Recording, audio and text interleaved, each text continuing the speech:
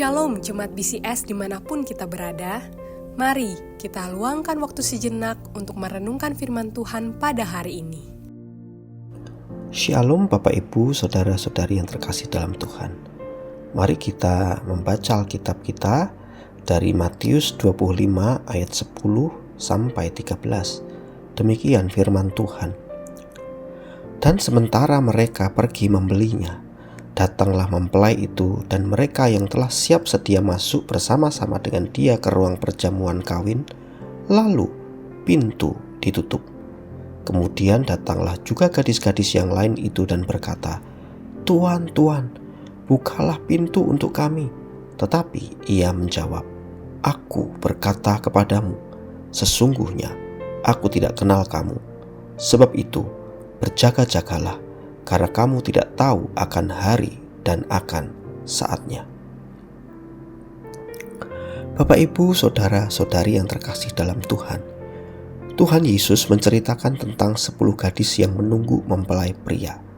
5 gadis bijaksana membawa minyak cadangan, 5 gadis bodoh tidak.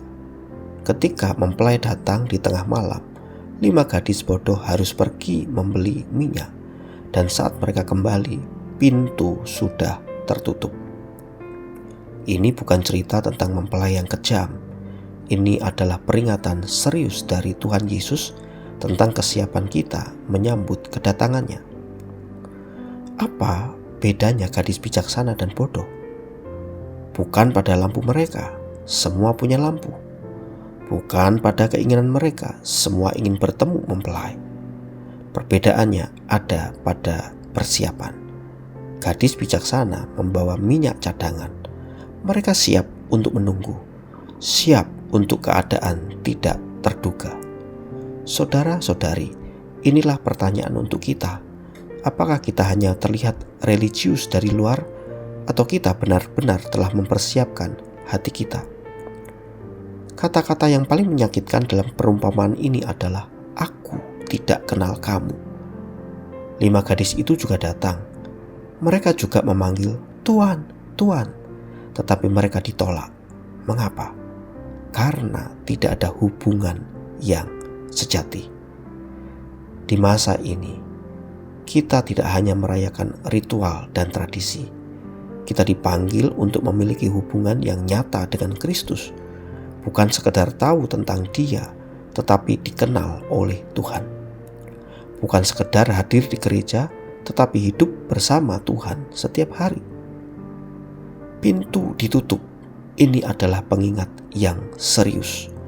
Ada momen dalam kehidupan kita di mana kesempatan tidak lagi tersedia. Kita tidak bisa menunda-nunda persiapan rohani kita. Kita tidak bisa berkata, "Nanti saja, masih ada waktu." Kedatangan Kristus yang pertama kali membawa kasih karunia, tetapi kedatangannya yang kedua kali akan membawa penghakiman. Dan kita tidak tahu kapan saatnya tiba. Berjaga-jagalah. Ini bukan berarti hidup dalam ketakutan atau kecemasan. Ini berarti hidup di dalam kesiapan yang penuh dengan sukacita.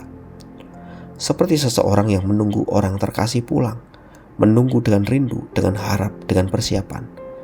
Berjaga-jaga berarti menjaga hubungan kita dengan Tuhan setiap hari melalui doa dan firman-Nya, hidup dalam ketaatan dan kekudusan, melayani sesama dengan setia, dan memastikan minyak iman kita tidak pernah habis. Bapak, Ibu, saudara-saudari, ini adalah waktu untuk introspeksi. Mari kita bertanya pada diri sendiri, apakah kita termasuk gadis bijaksana atau yang bodoh? Apakah kita benar-benar siap jika Kristus datang hari ini? Jangan menunda pertobatan. Jangan menunda untuk mendekat kepada Tuhan. Jangan menunda untuk memperbaiki hubungan kita dengannya, karena kita tidak tahu kapan mempelai itu datang. Tetapi kabar baiknya, hari ini masih ada waktu. Pintu kasih karunia masih terbuka. Kristus masih memanggil kita untuk datang, untuk mempersiapkan diri, untuk mengisi lampu kita dengan minyak Roh Kudus. Mari kita berdoa. Tuhan Yesus yang setia, Terima kasih telah mengingatkan kami untuk selalu bersiap sedia. Kami tidak ingin menjadi seperti gadis-gadis yang bodoh yang terlambat dan tidak siap. Oleh sebab itu tolonglah kami untuk kami hidup di dalam kesiapan setiap hari. Isi hati kami dengan Roh Kudus-Mu. Perbaruilah iman kami. Kuduskan hidup kami. Agar ketika Engkau datang kembali, kami adalah mereka yang Engkau kenal dan yang boleh masuk ke dalam sukacita kekal-Mu. Di dalam nama Tuhan Yesus Kristus kami berdoa dan mengucapkan syukur. Amin. Demikian renungan harian kita pada hari ini. Mari kita terus rindu menjadi murid Kristus bersama keluarga Allah. Tuhan Yesus memberkati.